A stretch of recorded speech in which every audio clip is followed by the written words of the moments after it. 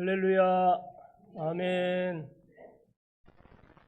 조명이 밝으니까 저 뒤엔 잘 안 보이시고, 이제 저는 일부 예배를 잘 오는데, 일부 예배 보면은 이제 저 뒤쪽에들 많이 앉으시고, 이 공간이 높은데 이쪽으로는 많이들 안 앉으시더라고요. 그래서 조명과 관계가 있나, 이 앞에가 너무 밝으니까. 근데 모든 자연 만물은 밝은 쪽으로 나오게 돼 있어요. 그죠? 식물들이 자랄 때 햇빛 쪽으로 크잖아요. 그리고 이제 뭐 땅 속에 이런데 그 나무 속에 있던 벌레나 이런 곤충 이런 것들도 빛이 들어가오면 다들 또 나와요. 우리 성도님들도 가능하면 뒷자리보다 앞자리로. 제가 자랑할 수 있는 거는 제가 학교 다닐 때는 항상 맨 뒤에 앉았습니다. 교실에. 맨 뒤에 앉아서 이제 수업 시간에 되게 이제 많이 잤는데 학교에서 마치고 바로 부흥회 가서 이제 밤새 철회하고 와서 자고 있으면 이제 선생님이 야, 저 뒤에 저기 자는 놈 누구야? 그러면 옆에 있는 친구가 얘는 신동이지 어젯밤에 예수 만나고 왔어요. 그랬던 기억이 나는데 제가 교회 다니고부터는 이제 가능하면 앞자리에 앉는 습관이 됐어요. 그래서 학교 다닐 때 이제 공부는 좀 잘 안 들어와서 뒤로 가서 앉았는데 이게 하나님 말씀 듣고 설교 듣는 거 이런 거는 상당히 이제 좋더라고요. 그래서 고등학교 때도 교회 가면 항상 이제 막 가능하면 앞자리로 가서, 왜냐면 또 교회는 질문을 안 하잖아. 일어나서 학교에서 선생님 너 앞에 일어나서 읽어봐 뭐 이럴까봐. 자, 여러분들 우리 오늘 시온 찬양대 남성분들 다 앞자리에 앉으신데 이런 거 한번 사진 찍어놓으면 좋을 것 같아요. 우리 길신교회는 이렇게 70대 이런 어른들이 쫙 이렇게 앞자리에 앉아있다. 아멘. 여러분 설 잘 보내셨어요? 설날하면 다 뭐 이제 문자도 보내고 새해 복 많이 받으세요. 그런데 오늘 좀 복에 대해서 좀 이야기를 하려고 합니다. 이 한문으로 축복하면 이 축복하니까 이 축자는 빌축자고 복은 복복자예요. 그러니까 복을 빌어주는 것이 축복이다. 그러니까 새해나 어디 때 항상 복을 빌어주면 좋지요. 생일 맞이했을 때 축복을 해주면 좋지요. 또 송구영신 예배 때 목사님한테 축복 기도 받으면 좋지요. 그런데 이제 빈다는 그 빌축자가 뭐냐 하면은 한문에 이제 어디 해석한 데 보니까 그 보일 시자가 있어요. 보일 시자는 하나님의 계시를 상징한, 하나님이 보여주신다는 거예요. 근데 이제 무슨 계시냐면 그 빌축자 옆에는 형자가 있어요. 형. 그러니까 빌어야 될 사람은 형이라 이거예요. 빌어야 될 사람. 왜? 가인이 죄를 졌잖아. 산제사를 못 드리고. 그래서 형이 빌어야 되는 거예요. 형이 장자가 빌어야 되는데, 그 복복자는 뭐냐면 하나님이 보여주시기를 하나님이 땅에다가 밭을 주셨어. 그래서 밭을 가지고 입구자가 있잖아요. 복구자에 한일자 밑에다 입구가 있고 밑에 밭전자가 있어요. 그 밭이 에덴 동산이라 얘기해요. 하나님이 에덴 동산을 사람에게 주셔서 그 에덴 동산을 통해서 입으로 먹고 산다. 그 밭전자는 뭐냐? 입구자 안에 십자가가 들었어. 사람은 입으로 십자가를, 예수님을 전하면서 사는 게 복이다. 오늘 설교 끝. 그거 이걸 꼭 믿어야 되냐? 믿고 안 믿고가 아니라 이해를 하시면 되는 거예요. 이런 건 믿음하고 상관없이 이해해서 그와 같은 믿음으로 나도 살면 되겠구나. 그래서 이제 명절이 되면은 우리 옛날에는 이제 새해가 되면은 다들 모여 토종비결 보잖아요. 올해 토종비결 보신 분 있어요? 토종비결도 보시고 어디 가서 올해 운수도 보고 복을 이제 점치는 일들을 많이 하고 있단 말이에요. 그래서 그게 사람들이 다 복을 기원하는 마음을 가지고 있는 거예요. 이제 물론 복이라는 것을 얘기할 때 우리가 세상적인 복과 영적인 복을 나눌 수가 있어요. 그러나 구약에 나타나는 모든 복의 개념은 거의 땅에서 복을 말하고 있어요. 우리 동양에서 말하고 있는 오복도 뭐예요? 그 수명, 장수의 복이잖아요. 구약에 봐요. 부모에게 호도하는 사람은 장수한다고 그래요. 그다음에 또 이제 부귀의 복이란 말이에요. 재물이 쌓을 곳이 없이 부어지나 안 부어지나 보라. 11조를 하고 말라게 나오잖아요. 그다음에 뭐냐면 이제 강령, 건강의 복이란 말이야. 어른이나 애나 누구나 건강. 지금도 이제 나이가 이제 50, 60 넘어가면 자녀들이 선물을 사오고 그러면은 딴 거 필요 없어요. 건강식품. 건강식품 엄청 많잖아요. 그러니까 또 건강식품도 보니까 가짜가 엄청 많답니다. 가짜가.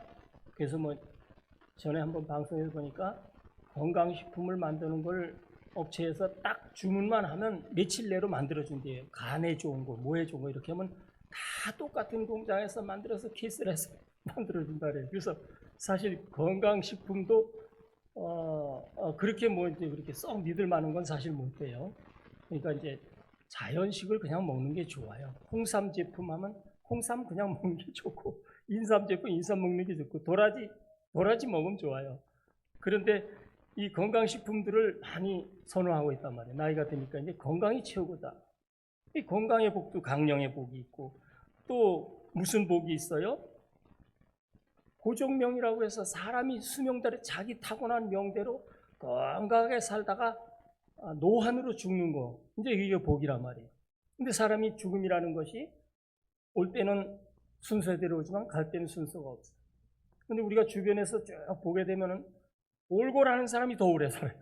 맨날 감기 걸렸다, 누가 보면 아프대더라. 그런 사람이 더 오래 살고, 건강했었는데 오래간만에 소식을 보고를 받고 보면 그 사람 그렇게 건강했는데 걔 벌써 죽었어?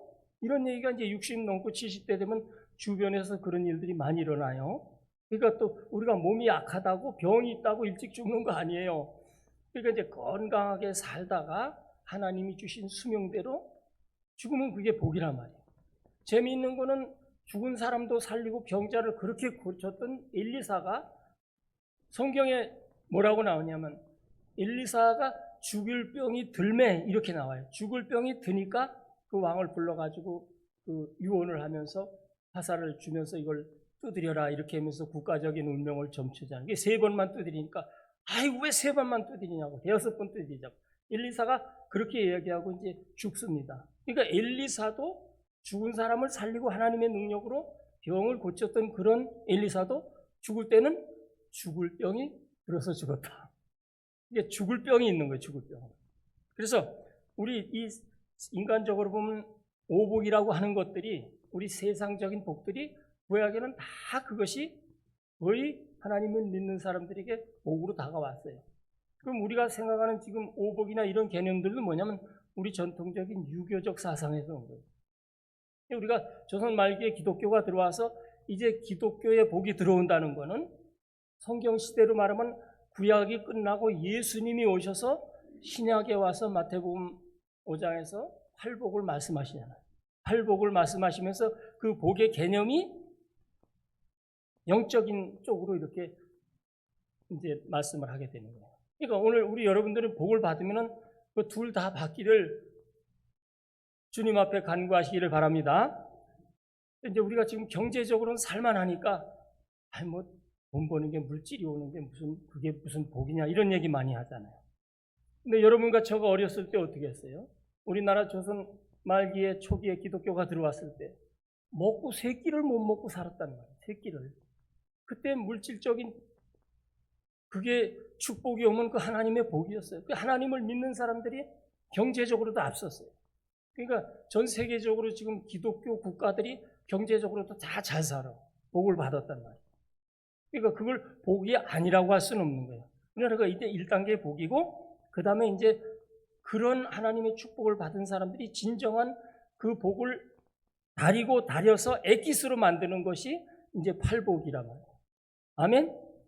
그런데 오늘 이 구약 성경에 보면 창세기는 아브라함과 이삭과 야곱 3사람에 대한 얘기가 중심이에요. 물론 그 후에 이제 노아 선사시대 노아도 있고 그러지만은 아브라함과 이삭과 야곱을 통해서 하나님께서 하나님이 선택한 나라 이스라엘을 만들어가는 과정이 나와요. 근데 이제 우리가 옛날에는 자식을 많이 낳는 것도 복이었어요. 우리 시대만 해도 자녀들을 많이 낳아야 자녀들이 노동력이 되고 밭에 가서 일을 해도 형제들 한 6명, 7명이 가서 밭에 일하면 한두 명 있는 집에서는 그렇게 부러울 수가 없어요. 일손이잖아. 자식을 많이 낳는 게 복이에요. 근데 이제 성경을 보면 재밌는 게 아브라함이 아들을 몇 살 낳았어요? 아브라함. 못 만나봤구나. 아브라함이 아들을 이삭과 이스마엘 둘 낳았잖아요. 둘 낳았는데 우린 이삭과 이스마엘만 되게 알고 있지만 나중에 아브라함이 또 첩을 얻었어. 그래가지고 6명을 더 낳았어요. 그래서 아브라함의 실제로 이제 아들은 8명인데 본처로부터 난 아들은 장자라는 것은 이제 이삭을 장자라 그러고, 근데 이제 하갈의 입장에서 볼 때는 이스마엘이 장자예요. 그러나 아브라함의 입장에서 볼 때는 이삭이 장자예요. 그리고 이제 첩으로부터 난 사람들은 뭐 이름만 나올 정도지 성경에 아무런 의미가 없어요. 그리고 나서 이삭은 아들을 몇 명 낳았어요? 2명 낳았어요. 야곱과 에서를 낳았어요. 그런데 이제 그 3대 복의 근원이 되는 야곱은 몇 명을 낳았어요? 야곱은 12명을 낳았어요. 자기 아버지, 할아버지들보다 배나 더 낳았어요. 그리고 이제 디나라는 딸을 하나 낳았어요.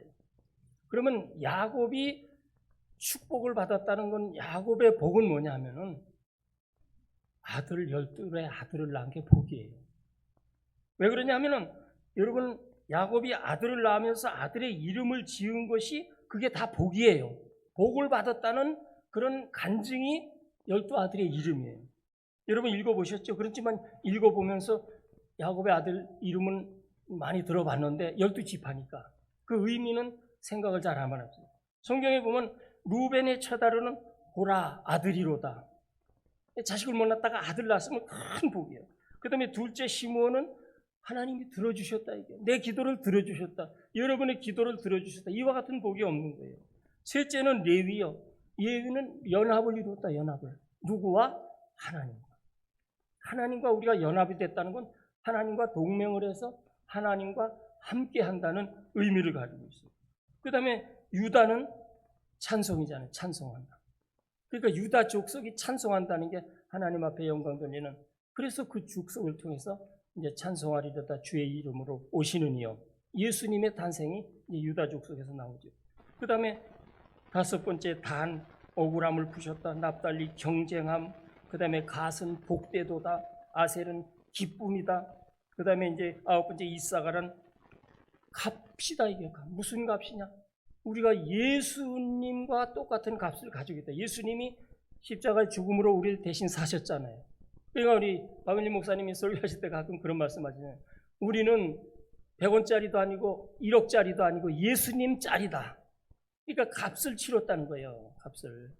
얼마나 감사해요. 예수님이 우리를 대해서 값을 치렀다. 그 다음에 스불론은 거한다. 요셉은 더한다. 더해주신다. 그리고 이제 베냐민은 나중에 이제 처음에는 베냐민을 낳으면서 이 라헬이 죽기 때문에 슬픔의 아들이라 그랬지만 그걸 고쳐서 오른손의 아들이다. 이렇게 해서 이제 베냐민 이름 12 이름을 줬는데 이 12아들 이름이 다 야곱이 받은 축복을 상징하는 거예요. 그러니까 구체적으로 여러분들이 은혜 받으려면 이 한 사람 한 사람 야곱 12아들의 이름 한 사람 한 사람을 통해서 은혜를 받아야 돼요. 여러분 이 12아들의 은혜가 다 올 한 해 동안 우리 길신의 모든 성도님들에게 함께 임하시기를 축원합니다. 근데 이제 이 야곱이 복을 받게 되는 것은, 자, 우리가 이 본문 말씀을 통해서 보면 이제 야곱이 이삭 아버지로부터 축복을 받는 내용이 나와요. 그러니까 이제 복의 그 어떤 근원을 두 개로 보는데, 하나는 뭐냐면 일단은 축복을 받아야 돼. 축복을 받아야 돼. 그러면 야곱이 이삭으로부터 아버지부터 이 축복을 받았다고 해서 지금 장손이 재산을 다 등기 받으면 자기 마음대로 팔아서 쓸 수 있는 거예요. 그죠? 그러나 여기에 축복은 그 이삭으로부터 축복을 받은 것은 축복의 근원이지만 그걸로 축복이 완성되는 게 아니에요. 자, 야곱이 이 축복 기도를 받고 나서 그 뒤부터 어땠어요? 생애가 고달픈 생애가 시작되는 거예요. 고난의 삶이 시작되는 거예요. 그래가지고 그 고난을 통해서도 고난의 여정 가운데서 또 하나님이 야곱에게 복을 주실 수밖에 없는 조건들이 무슨 베델의 제단, 야복강의 기도, 또 라반으로부터의 연단 모든 과정이 또 있지만 오늘 말씀 나누고자 하는 것은 아버지 이삭으로부터 축복을 받았다는 것. 축복, 복을 빌어주셨다는 것. 복을 승계해 주셨다는 것. 이게 중요한 의미를 가지고 있는 줄 믿습니다. 그러면은 첫 번째로 이 야곱이 축복을 받을 때 오늘 본문의 말씀을 보니까 이삭이 눈이 어두워져서 이제 살 날이 얼마 많이 없는 것 같다 싶으니까 자기 축복권을 장자에게 물려주려고 하는 겁니다. 장자에게 물려주려고.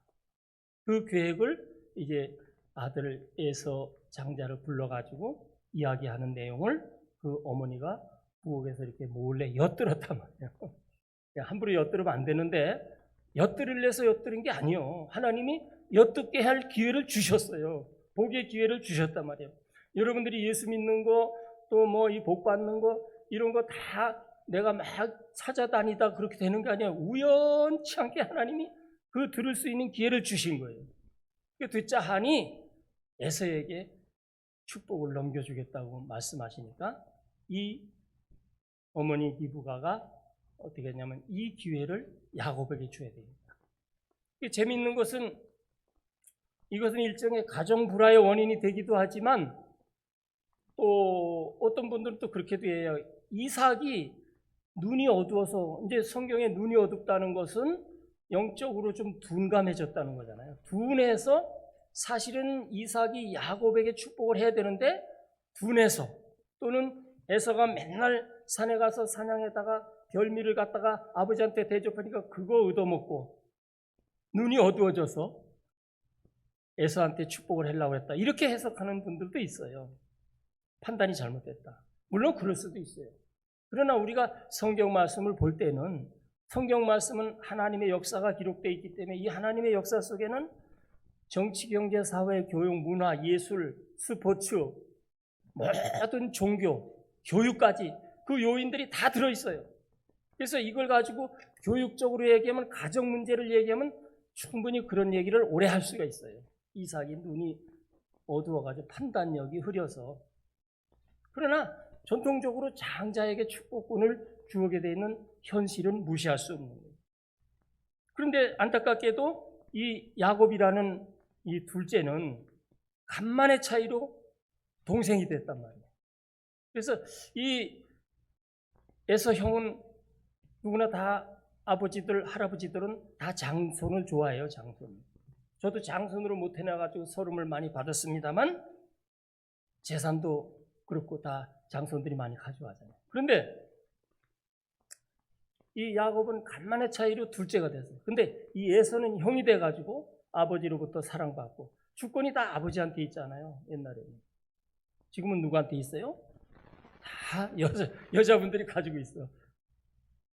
그런데 그러다 보니까 에서는 활동적이고 사냥하고 사람들 막 이렇게 동료들 몰고 다니면서 활동적이고 좀 어떻게 보면 정치가 스타일이죠. 사회활동가 스타일로 유망한 어떤 활동가지.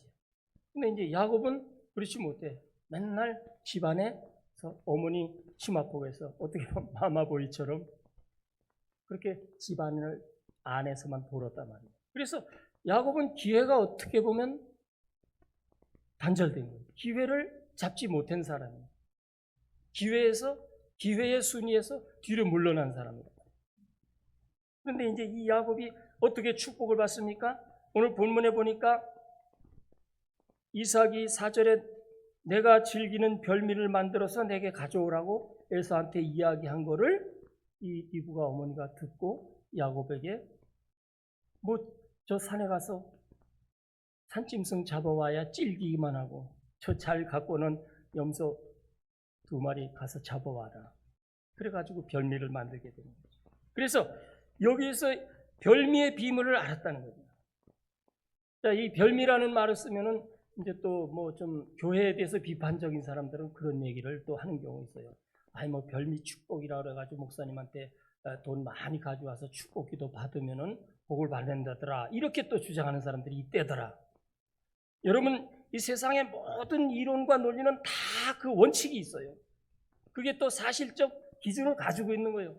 근데 그것이 세월이 흘러가면서 반대 방향으로 해석될 때가 있는 거예요. 세월이 흘러가면 다 반대로 돼요. 여러분이 지금 우리가 사용하고 있는 언어들 있잖아요. 부정적으로 쓰는 말이 그 원래의 의미는 긍정적인 말이에요. 그런데 이것이 이제 자꾸 오랜 세월이 흘러다 보니까 역전이 돼서 부정적인 언어로 사용하고 있어요, 우리가. 그런 것들이 많습니다. 그래서 이 별미의 축복을 우리가 받아야 되는데, 이 이삭은 평소에 에서가 잡아다 주는 사냥의 고기를 통해서 그 별미로 늘 입맛을 가지고 있었어요. 그래서 별미를 먹고 이제 너한테 마음껏 축복을 해주겠다, 이렇게 왔단 말이에요. 그래서 이것을 오늘에 와서 무슨 큰 돈을 가지고 와서 어디 기도원에 가서 안수 기도를 받아라, 이런 개념으로 보면 안 되고, 여기서 별미라는 의미에서는 어떠한 조직이나 사회나 가정이나 직장이나 국가나 그 조직의 어른, 그 조직의 지도자, 그 조직의 보수의 마음에 합당한 사람이 성공하는 거예요. 아멘. 그래서 제가 여주에서도 보면 그 조직 출신들도 많이 있어요. 그래서 항상 해는 말이, 여러분들이 성공하려면은 어떻게 해요? 조직에 있을 때 계속 조직의 보수를 자랑하고 칭찬하고, 입만 열었다 하면 찬송을 부르라 말이야. 우리 두목 최고야, 우리 대장 최고야. 그럼 그 사람 성공하는 거예요. 교회도 마찬가지야. 우리 대장 누구요? 예수님 계속 찬송을 많이 부르라, 이게. 찬송 많이 부르고 우리 주님 최고. 찬송가 가사가 전부 다가 예수님을 찬양하는 거예요. 586장인가 몇 장 빼고 어두운 밤 그늘의 장교, 그거는 찬송가가 아니요. 잘 보세요, 여러분들. 거기에 하나님 말이 있나, 주님 말이 있나? 없어요. 전부 다 그냥 어두운 밤 역사의 잠겨, 이렇게만 나오지. 그러니까 찬송이라는 건 우리의 조직의 보수, 예수님을 계속 높여주는 게 찬송이야. 그래서 조직에서 성공하려면 조직의 보수의 마음에 들어라. 그 조직의 보수의 취향을 알아라, 이거예요. 옛날에 조선시대에도 광해군 당시에 광해군이 입맛이 없어가지고 궁궐에서 사내짐을 해줘도 입맛이 없어.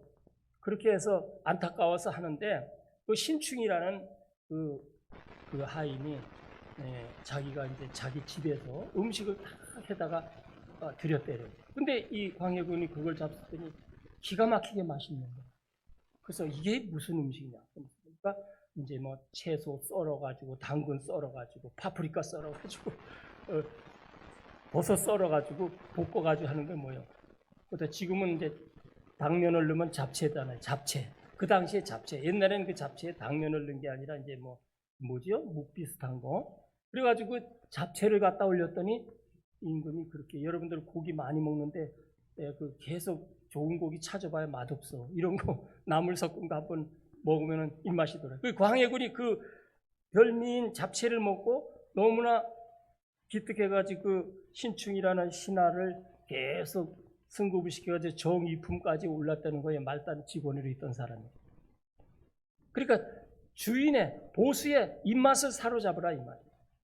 그럼 우리 조직의 보수는 누구요? 예수님의 마음은 입맛을 사로잡아야 된다는 거예요.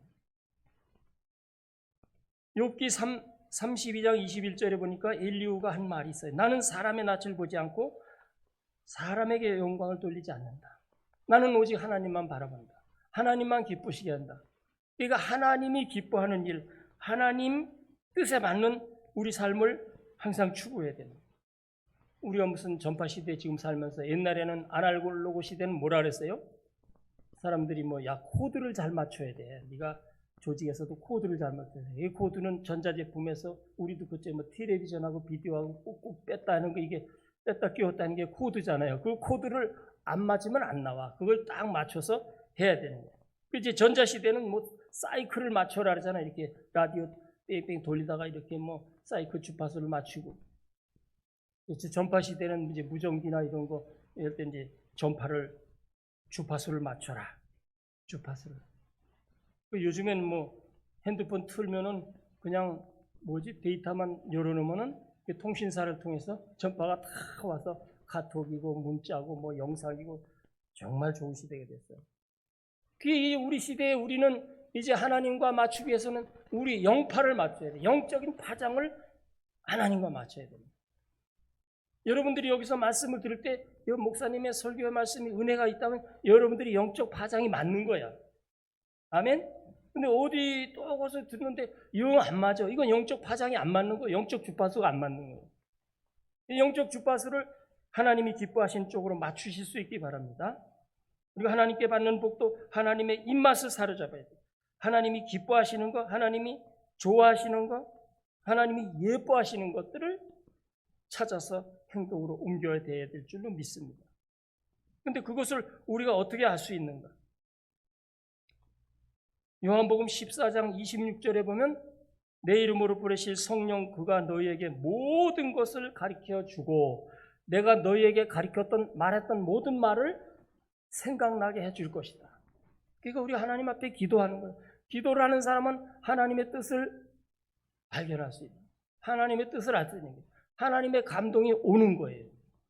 근데 기도하지 않으면은 말씀을 들어도 성경을 읽어도 성경을 읽으면 그냥 책이요, 말씀을 들으면 그냥 연설이요, 그걸로 끝난단 말이에요. 근데 이제 기도를 하면은 그 말씀이 그 책에 있는 성경의 글씨가 말씀으로 되는 거예요.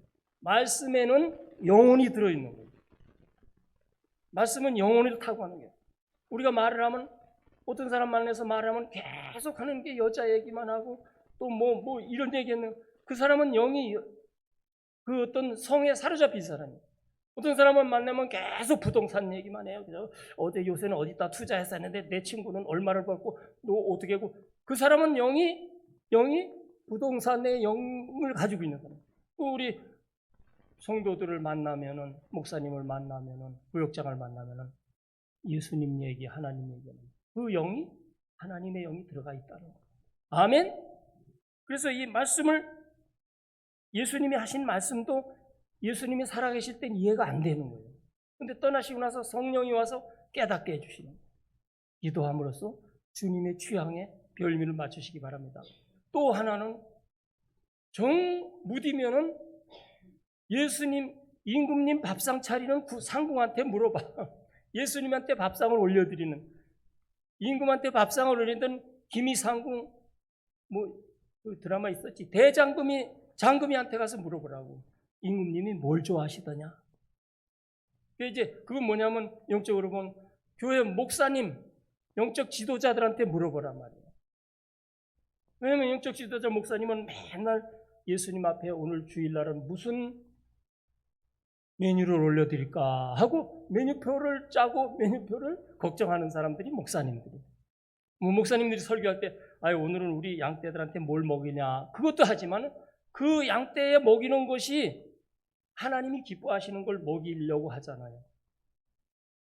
여러분들과 제가 주님의 마음에 기뻐하는 식단을 그 마음을 가지고 이 별미의 축복을 기대하시기 바랍니다. 두 번째는 어머니의 비밀이에요. 13절에 보니까 어머니가 그에게 이르되 내 아들아 너의 저주는 내게로 돌리리니 내 말만 따르고 가져오너라. 얌솔 잡아오라고 그랬더니 야곱이가 정의로 와. 그래도 우리는 성경에서 야곱을 설교할 때 야곱은 사기꾼이요 거짓말쟁이요 아버지도 속여 형도 속여 막 이런 얘기 많이 하잖아요. 얼마나 순수하고 정직했던 엄마, 그 무슨 소리요? 그게 아버지를 속이고 그래 염소 잡았다가 갔다가 축복받을 날부터 내가 저주받겠다. 에이 엄마 다시는 그런 소리 하지 마라. 그러니까 어머니가 뭐라 그래? 리브가가 이게 아주 중요한 말이에요. 너의 저주는 나에게로 돌리고 너는 축복을 받아라. 이게 바로 예수님의 십자가 사랑에 대한 모형이란 말이에요. 누가 그럴 수 있어요? 근데 우리 어머니들은 되게 그런 정신들이 있어요. 어머니가 자녀를 양육할 때 나를 희생해서라도 자식들 잘 되길 바라잖아요. 지금 어른 세대들은 다 지금 일하는 거 다 먹고 살만 하잖아요, 장로님. 근데 지금도 일 계속 하고 있어요. 왜? 자식들 조금이라도 더 편하게 해주려고 하잖아요. 그죠?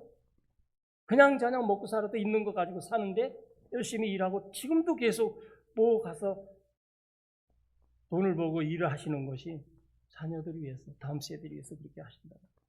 어머니의 사랑이 그와 같은 것인 줄 믿습니다.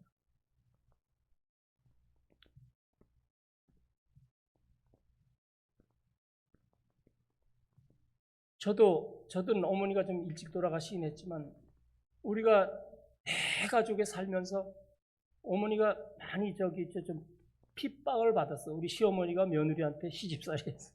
그래가지고 살림을 나와서 산 밑에 아버지가 집을 지어줘가지고 거기 와서 사시는데, 아버지는 이쪽 집에 이틀 있다가 또 저 할아버지 할머니하고 형네 있는 며느리네 있는데 거기 가서 며칠 있다 왔다 갔다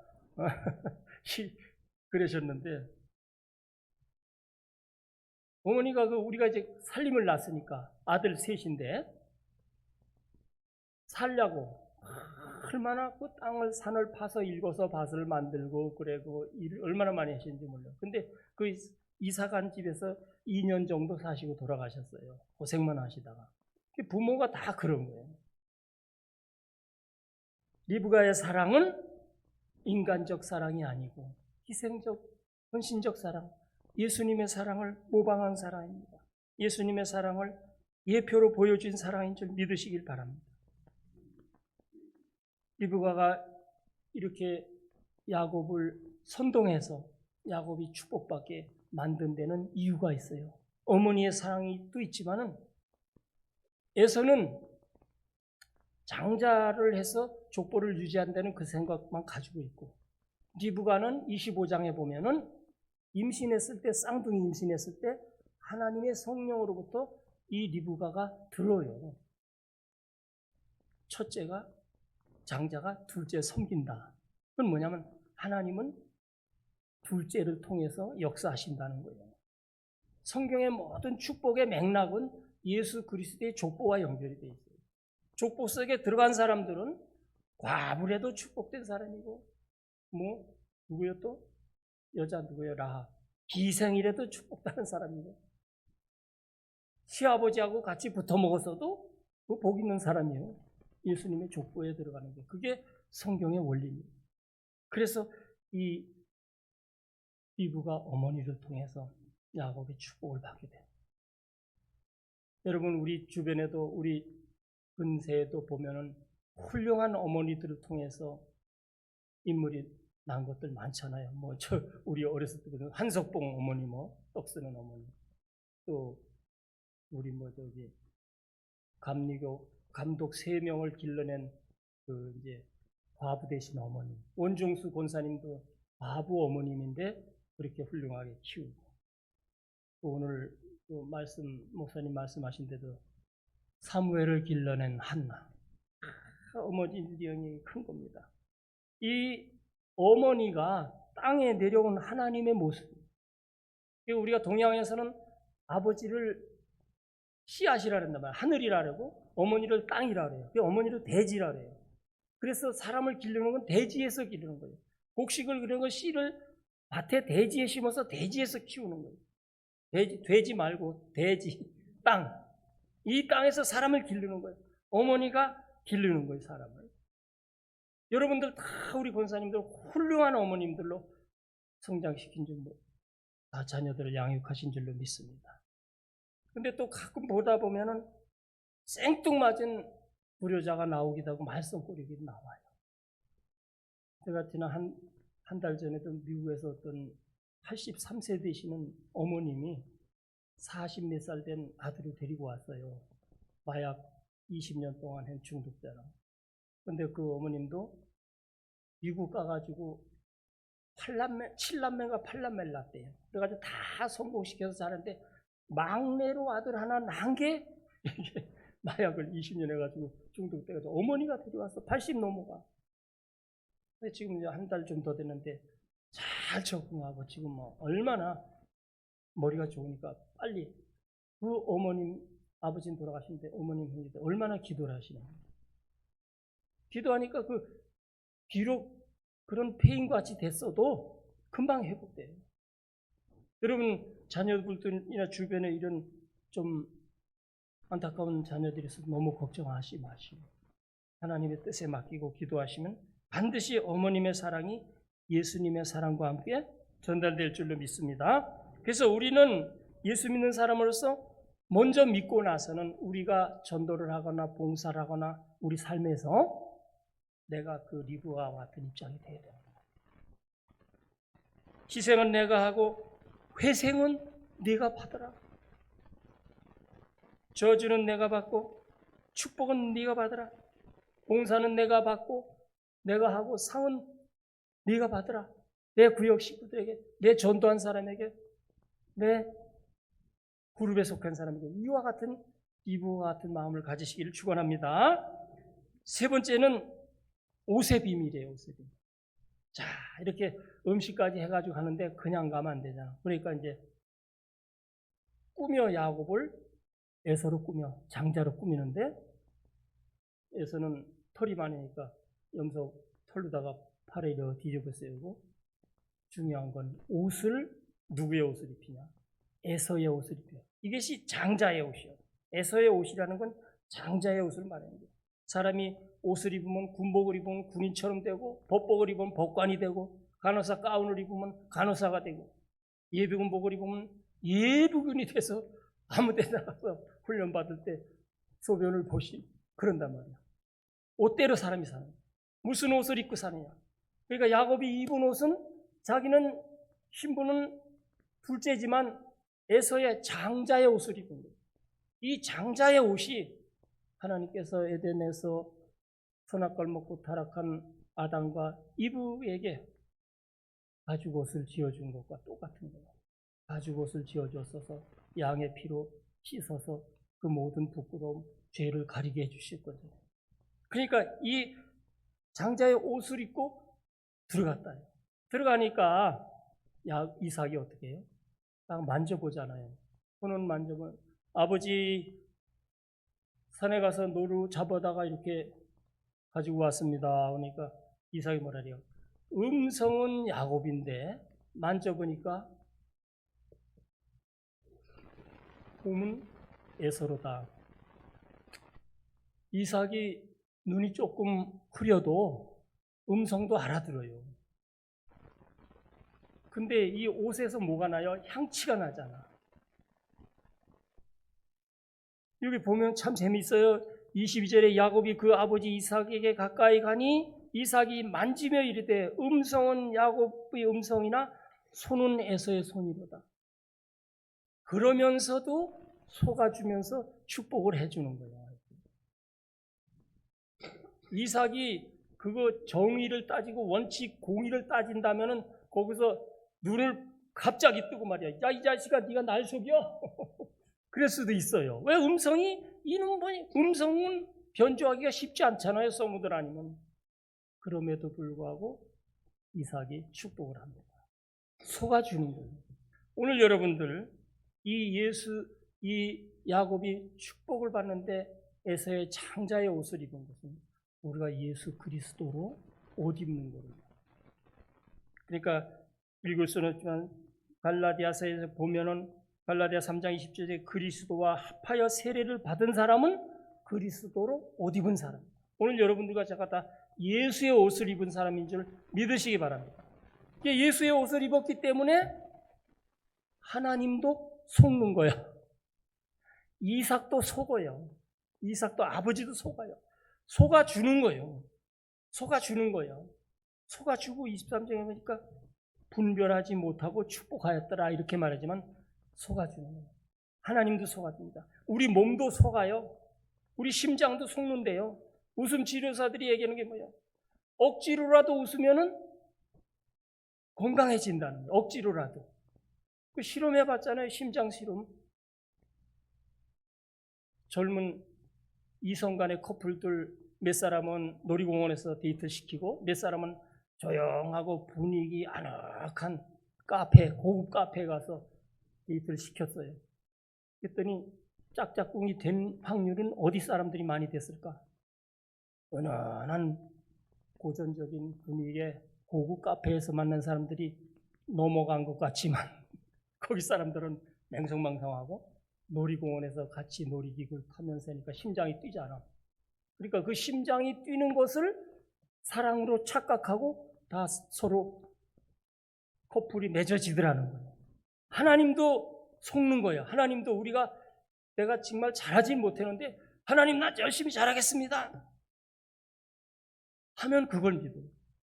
제가 여 중독자들과 있으면서 이제 참 안타까운 게 설교하면서도 그러고 뭐 목사님 뭐 담배 끊으라 뭐 술 이렇게 주님 말씀 듣고 이렇게 아무래도 소용없어 이제 가끔 제가 담배 끊을 사람 결심 작심삼일이 돼도 주니까 결심해라 하나도 안 들어. 왜 그럴까? 거짓말 안 하는 그렇게 진실해 사람들이.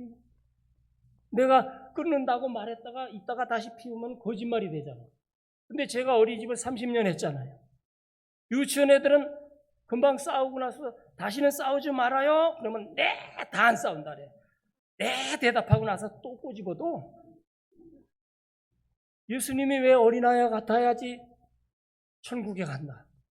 여러분들 새해 결심, 오늘의 결심, 주일날 한 주간의 결심들이 그 이튿날 무너져도 결심을 계속하는 게 주님이 기뻐하시는 거예요. 근데 이 중독자들이 결심을 안 해. 마음을 먹질 않아. 왜? 내가 마음 먹고 목사님 앞에서 끊겠습니다 했는데 조금 있으면 또 피울 것 같아. 얼마나 진실한지 몰라요. 진실이 중요한 거예요. 우리가 구원받는 거, 축복받는 거. 여러분 우리가 선한 행실과 좋은 일을 많이 해서 그런 거 아니에요. 예수님이 우리의 죄를 다 싸짊어지고 저주는 내가 받을게 너희가 복받으라. 그리고 희생하신 예수 그리스도로 우리에게 옷으로 덮어 쓰였기 때문에 하나님이 우리에게 축복 주시는데 아무런 거부를 못 하시는 거예요. 아멘. 오늘 여러분들이 이 세 가지의 의미를 가지고 축복을 받으시기 바라는데 이 축복을 받으면은 앞으로 나가는데 뭐 어려움도 있고 고난도 있을 수 있어요. 그러나 야곱 보세요. 죽을 고생을 다 하는데 극복해야 안 극복해요. 다 이겨가잖아요. 왜? 이 축복을 받았기 때문에. 하나님의 약속의 축복을 받았기 때문에. 오늘 여러분들 가서도 그런 축복 가운데서 살아가실 수 있는 금년 한 해 다 되시길 예수님의 이름으로 축원합니다. 하나님 아버지 은혜를 감사합니다. 부족한 종을 통해서 또 야곱이 받은 축복의 비밀을 함께 말씀을 나누었습니다. 모든 것이 다 하나님의 은혜이고 또 우리 실력과 우리 노력과 우리 행실로 되는 것이 아니라 예수님이 우리 위해서 대신 죽어지심으로 우리가 축복받고 구원받는 사실을 믿음으로 확신하게 하시고 우리 앞으로의 인생길에 올 한 해 어떤 어려움이 있어도 그 모든 것들을 다 주님과 함께 이겨나갈 줄로 믿습니다. 예수님의 이름으로 기도하옵나이다. 아멘. 예, 우리 서로 축복하는 찬양 하도록 하겠습니다. 우리 시온 부부 찬양대 한번 자리에서 일어나 주시겠어요? 서로 먼저 축복하겠습니다. 당신은 사랑과 뒤로 돌아 불편하시지만 통로로 빠져나오셔서 뒤를 바라봐 주시기 바랍니다. 사랑받고 있지요. 당신은 사랑받기 위해 태어난 사람. 당신의 삶 속에서 그 사랑받고 자리에 앉으시고요. 우리 김면수 선교사님 자리에서 한번 일어나 주시래요. 네, 또 뒤로 돌아 선교사님.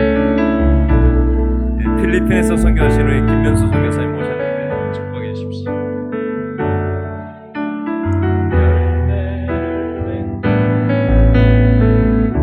당신이 세상에 존재함으로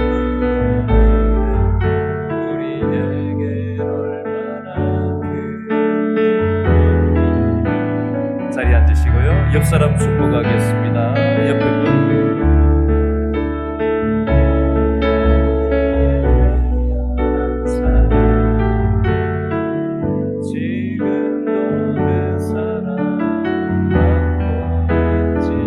뒤도 보시고 옆도 보시고 대각선도 보시고 사랑하기에 태어난 사람 지금도 내 사랑 받고 있지요. 예, 광고 말씀 드리겠습니다.